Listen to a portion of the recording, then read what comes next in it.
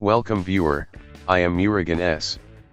This video tutorial describes how enable or disable the libraries folder in Windows 11. Open File Explorer. Click three dots, click Options, click View, check Show Libraries, click Apply, click OK.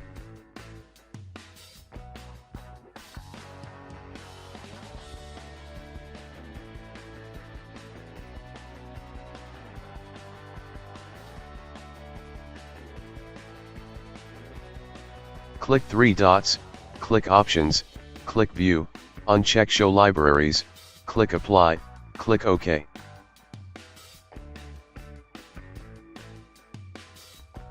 I hope this video tutorial helps to you.